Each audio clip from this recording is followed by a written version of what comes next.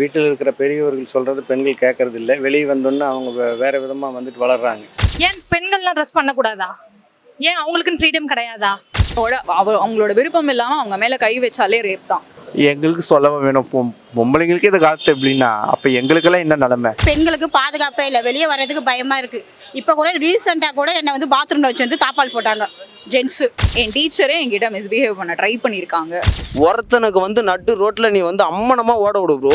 GeM TV நேயர்களுக்கு வணக்கம். நான் உங்கள் சோமஜாமுத்து. இன்னைக்கு மக்கள்கிட்ட எதை பற்றி கேட்டு தெரிஞ்சுக்க போகிறோம் அப்படின்னு பார்த்தீங்கன்னா, கொஞ்சம் காலமாகவே வந்து பார்த்தீங்கன்னா பெண்களுக்கு வந்து பாலியல் தொல்லை, பாலியல் சீண்டல்கள், இந்த மாதிரி பிரச்சனைகள் வந்து நிறையவே நடந்துட்டு இருக்கு. அது இல்லாமல் வந்து ஒரு பெண் வந்து வீட்டை விட்டு வெளியே வந்தால் இவ்வளோ பிரச்சனைகளை ஃபேஸ் பண்ணுறாங்களா, எந்த மாதிரியான பிரச்சனைகள்லாம் அவங்க ஃபேஸ் பண்ணுறாங்க அப்படிங்கிறத பற்றி நம்ம கேட்டு தெரிஞ்சுக்க போகிறோம்.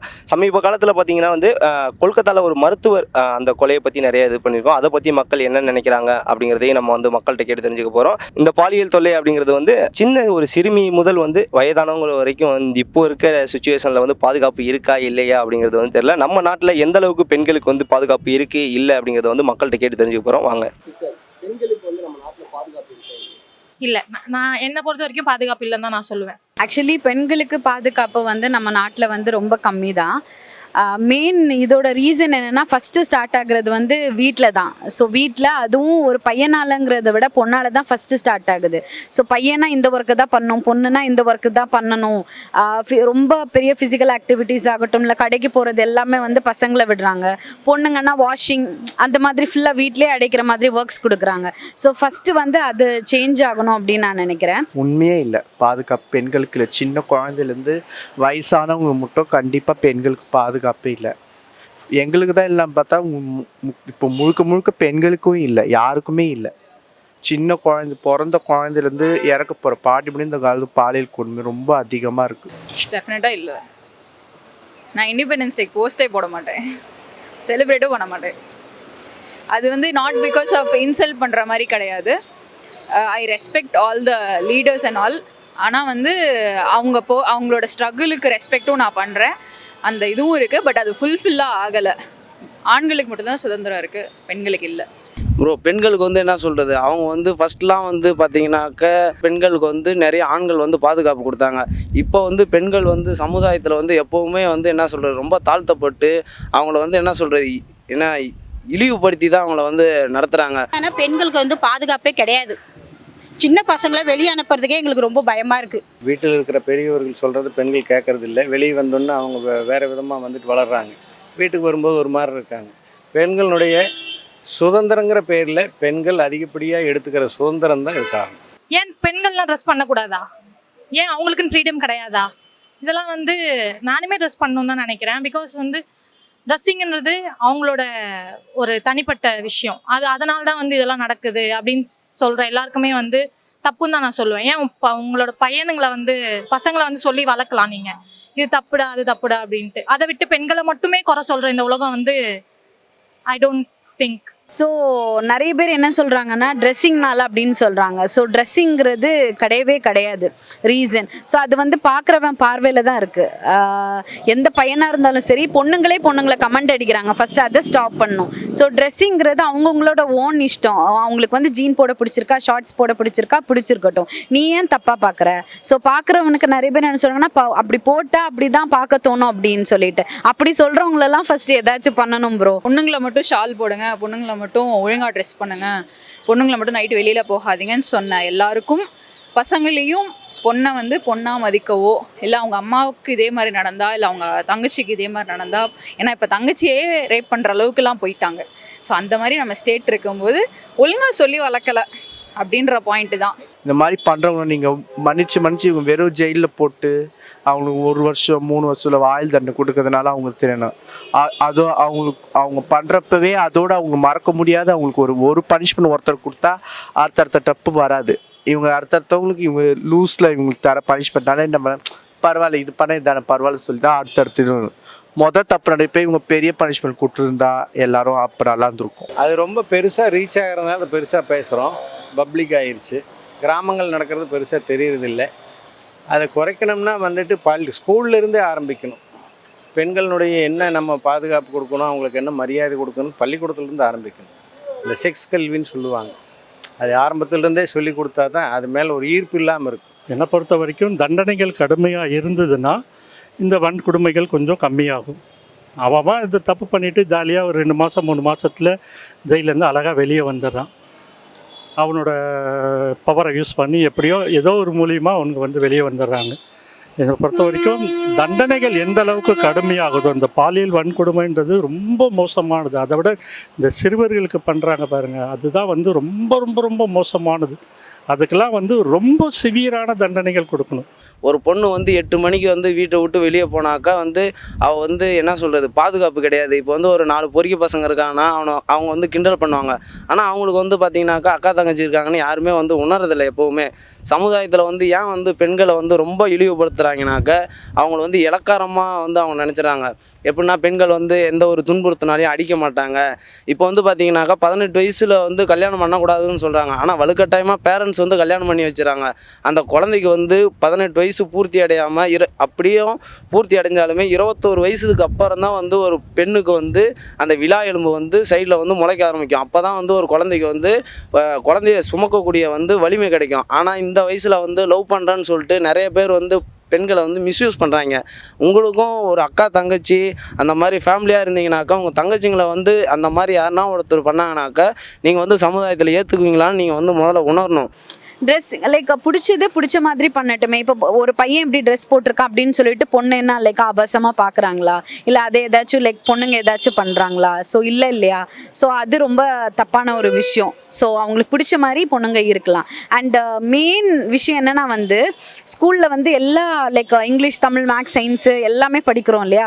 செக்ஸ் எஜுகேஷன் அப்படிங்கிறது ஒன்று கிடையவே கிடையாது. சின்ன பிள்ளைங்களிலே இருந்தே மாரல் சயின்ஸுங்கிற சப்ஜெக்ட்டுக்கு நல்ல இம்பார்ட்டன்ஸ் கொடுக்குறோம். செக்ஸ் எஜுகேஷன் அப்படிங்கிற ஒரு சப்ஜெக்ட் கொண்டு வந்து குட் டச்னா என்ன, பேட் டச்னா என்ன, ஸோ லைக் பீரியட்ஸ்னா என்ன, ஸோ பொண்ணுங்க பீரியட்ஸ் டைமில் என்னென்ன கஷ்டங்கள் அனுபவிக்கிறாங்க இது எல்லாமே பசங்களுமே தெரிஞ்சுக்கிட்டோமே. அதை ஒரு டேபுவாக பார்க்குறாங்க.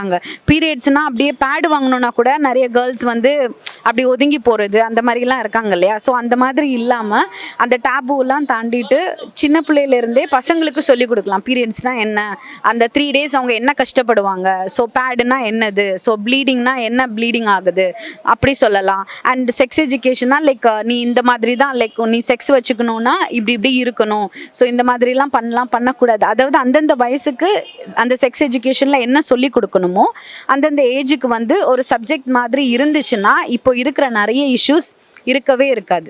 ஒரு பொண்ணுக்கு கோவம் வந்து அடங்கி போன்னு சொல்ல தெரிஞ்ச எல்டர்ஸுக்கு ஒரு ஆம்பளைக்கு எமோஷன்ஸ் வந்தால் அடக்கிக்கணுன்றத சொல்லலை. அதுதான் தப்பு. அதை சொல்லி கொடுக்குற வரைக்குமோ இல்லை இமீடியட்டாக அதே இடத்துல பிடிச்சி அவனை என்ன பண்ணணுமோ என்ன வேணால் பண்ணலாம். இந்த மாதிரி தப்புக்கு என்ன வேணால் செய்யலாம். அது செய்யாத வரைக்கும் இதுக்கு எண்டே கிடையாது. அதாவது வந்து எங்கள் சைடு வந்து நாங்கள் மறக்கானோம், பாண்டிச்சேரியில் வந்து இந்த மாதிரி தான் நடந்துச்சு.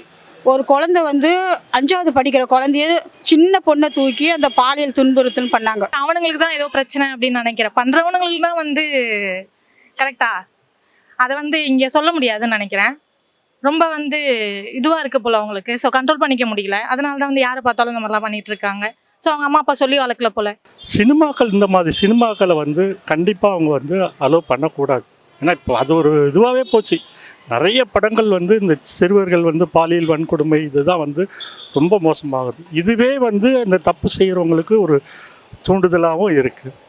பெண்களுக்கு வந்து நிறையா வந்து என்ன சொல்கிறது, வாழும் உரிமை, வளர்ச்சி உரிமை, பாதுகாப்பு உரிமை, பங்கேற்கும் உரிமை இருக்குது. ஆனால் பெண்களுக்கு வந்து பங்கேற்கிறதுக்கு யாருமே வந்து என்ன சொல்கிறது முன்னுரிமை கொடுக்கறதில்ல. ஏன் கொடுக்கறதில்லனாக்க அவங்கள வந்து ரொம்ப வந்து ஆண் பெண் சமம்னு சொல்லியும் வந்து அவங்கள வந்து ரொம்பவும் இன்னமும் அவங்கள வந்து எந்த ஒரு சமுதாயத்துலேயும் வந்து அவங்கள வந்து இன்க்ளூட் பண்ணுறதில்ல.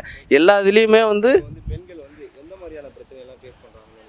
பாலியல் வன்கொடுமை, அதுக்கப்புறம் வந்து பார்த்திங்கன்னா சமுதாயத்தில் வந்து அவங்கள வந்து எப்போவுமே வந்து இழிவுபடுத்தி தான் பேசுவாங்க. பிரச்சனைனாக்கா ஒரு பொண்ணு 8 மணிக்கு மேலே வெளியே போக முடியாது. சுதந்திரமாக அந்த பொண்ணு சுதந்திர நாட்டில் பிறந்துட்டு சுதந்திரமே இல்லாமல் இருக்காங்க.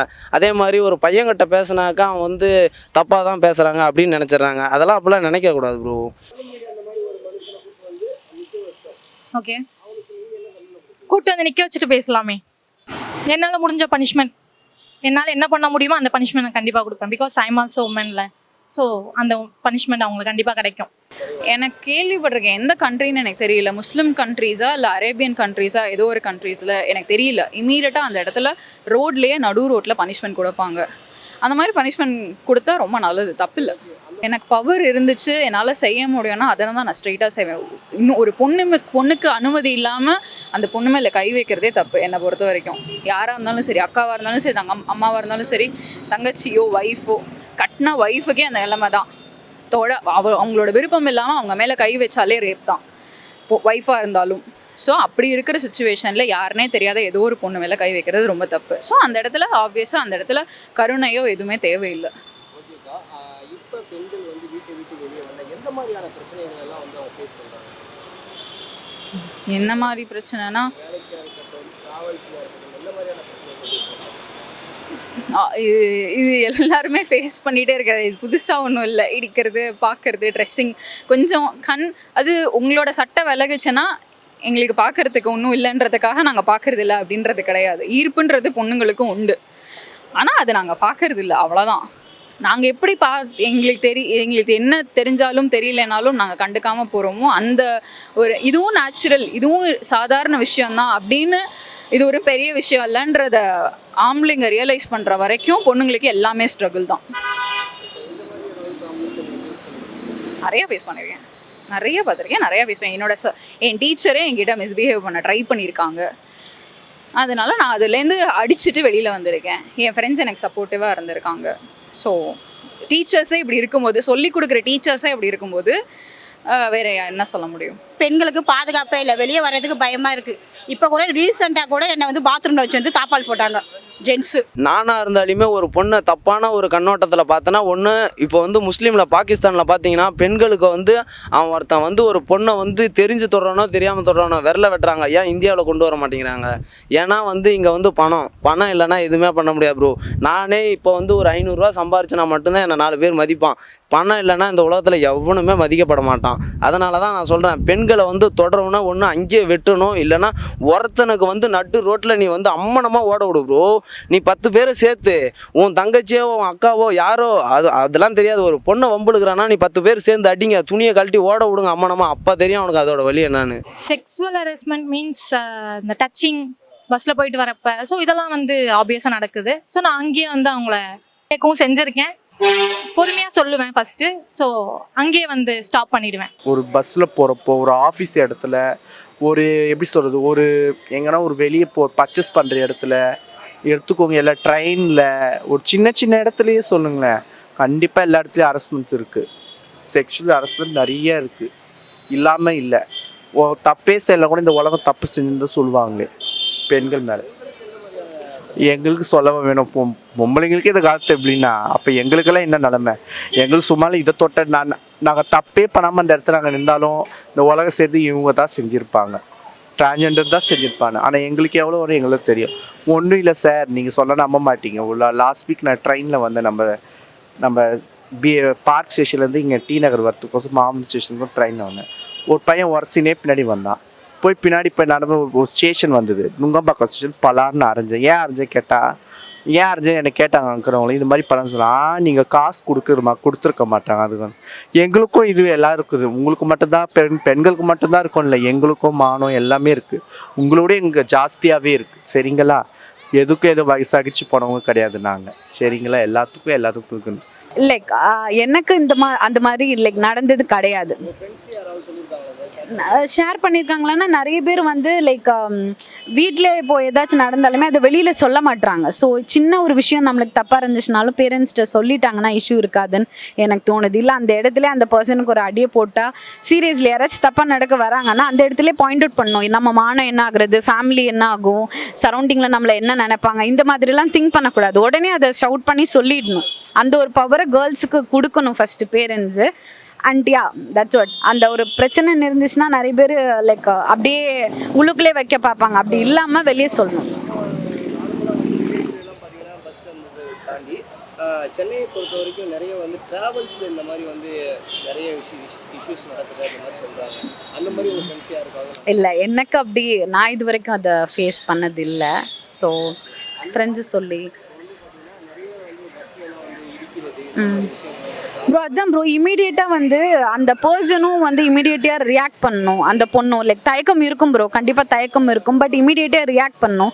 சரௌண்டிங்கில் அந்த சொசைட்டி சோகால் சொசைட்டி நிறைய நம்மளை தப்பாக சொல்லுவாங்க இல்லையா, அவங்க அந்த இடத்துல மூடிட்டு தான் இருப்பாங்க, ஒன்றும் சொல்ல மாட்டாங்க. அந்த சொசைட்டியும் அங்கே ரியாக்ட் பண்ணும் ப்ரோ. அதுதான் மெயின் விஷயம். எது யாருக்கு நடந்தால் என்ன அப்படிங்கிறது அப்படி சும்மா இல்லாமல் சொசைட்டி வந்து கண்டிப்பாக இப்போ எனக்கு ஒரு தப்பு நடக்குதுன்னா என்னோட சுற்றி நிறைய பேர் இருக்காங்கன்னா நீங்களும் வந்து தட்டி கேட்கலாம், ஒன்றும் தப்பு கிடையாது. நானே பாயிண்ட் அவுட் பண்ணுவேன். பட் நிறைய பேர் பாயிண்ட் அவுட் பண்ணல, அப்படி தயக்கமாக இருக்கும் ப்ரோ. அந்த பொண்ணுக்கும் ஏதாச்சும் சொன்னால் ஏதாச்சும் ஆகிடுமோ, இஷ்யூ ஆகிடுமோ, இல்லை இப்போ பஸ்ஸில் போயிட்டு ஏதாவது பிரச்சனை ஆச்சுன்னா வீட்டுக்கு தெரிஞ்சால் என்ன ஆகும், பேரண்ட்ஸ் என்ன சொல்லுவாங்க, இந்த மாதிரி தாட்ஸ் எல்லாம் கண்டிப்பாக இருக்கிறது இயல்பான ஒரு விஷயம்தான். பட் அந்த தாட்ஸை வந்து ஃபேமிலி சைட்லேருந்தும் கொடுத்துருக்க கூடாது. அதே சமயம் அந்த சரௌண்டிங்கில் இருக்காங்க இல்லையா, ஸோ அவங்களும் வந்து அதுக்காக ஒரு குரல் கொடுக்கணும் ப்ரோ. கொடுத்தா இந்த இஷ்யூஸ் இருக்காது. அந்த மாதிரிலாம் எதுவும் வந்து இது வரைக்கும் எதுவும் நடந்ததில்லை. என்னை பொறுத்த வரைக்கும் ஷேர் பண்ணாதானே தெரியும். அப்போதான் நெக்ஸ்ட் பர்சன் வந்து அப்போதான் வந்து இதெல்லாம் வெளியே நடக்குதுன்னு தெரிஞ்சுப்பாங்க. இப்போ எனக்கு ஒன்று நடக்குது அப்படின்னா நான் அதை யார்ட்டையா சொன்னாதான் வந்து ஓகே இந்த மாதிரியும் வெளியிலலாம் நடக்குது, நம்மளும் இதெல்லாம் வந்து பார்க்குறோம் அப்படின்றது அவங்களுக்கு தெரியுன்றது அவேர்னஸ் இருக்கும். சிவியரான தண்டனை கொடுக்கணும். அவங்க வந்து அடுத்த அந்த தப்பை வந்து யோசிக்காத அளவுக்கு, ஐயோ இந்த தப்புன்னா இந்த மாதிரி ஒரு தண்டனை இருக்கான்றதை வந்து யோசிக்காத அளவுக்கு அவங்க அவ்வளோ கடுமையான தண்டனைகள் கொடுக்கணும். அந்த தண்டனைகள் நான் சொல்ல விரும்பலை, அந்த அளவுக்கு ஒரு மோசமான தண்டனைகள் கொடுத்தாதான் கொடுமையாக இருக்கணும். அவன் வந்து அடுத்து அந்த விஷயத்தை பற்றி நினைக்கவே கூடாது, அந்த அளவுக்கு ஒரு தண்டனைகளாக இருக்கணும். கண்டிப்பாக இருக்கலாம். கண்டிப்பாக அந்த மாதிரி செஞ்சான்னா அவன் வந்து அடுத்தவனும் தப்பு பண்ணுறதுக்கு யோசிப்பான். டெஃபினட்டாக இது வந்து நடைமுறைக்கு வந்தால் தான் இந்த பாலியல் வன்கொடுமைன்றது கொஞ்சமாவது கம்மியாகும். அதே மாதிரி பெண்கள் சைடும் நான் வந்து ரொம்ப இதுவாக அவங்களும் வந்து சில கட்டுப்பாடுகளோடு வெளியே வரணும். அவங்களும் வந்து 4 வெளியில் பப்ளிக்காக வரும்போது அதுக்கேற்ற மாதிரி அவங்களும் ட்ரெஸ் பண்ணணும். உடைகள் ஆமாம். உடைகள் அப்படிங்கிறது வந்து 3 மாத குழந்தை, 5 மாத குழந்தை, 5 வயசு குழந்தை போடுற உடைகள்ல என்ன ஆபாசம் இருக்கு? ஏன்னா அந்த குழந்தைகளுக்கும் அது நடக்குது, இல்லை 60 வயசு பாட்டிக்கும் அது நடக்குது. இல்லை 3 மாதம் 5 மாதன்றது அவ்வளோவா இல்லை. அந்த ஒரு பருவம் வரும்போது தான் அதில் வர தப்புகள் தான் நிறைய நடக்குது. 3 வயசு 5 வயசுன்றது அது வீட்டில் இருக்கிறவங்க வந்து கவனக்குறைவினால தான் நடக்கிறது. அது மற்றபடிக்கு கொஞ்சம் பருவமாக அடைஞ்சதுக்கப்புறம் நடக்கிற தப்புகள் தான் நிறையா. நீங்கள் சொன்ன மாதிரி இது தெரியாமல் எத்தனையோ இருக்குது. இது வெளியே வராமல் இது சொன்னால் எங்கே ஒரு அவமானப்பட போகிறோமோ அப்படின்ற அந்த ஒரு ரீசனில் வெளியே வராத தவறுகள் எத்தனையோ இருக்குது.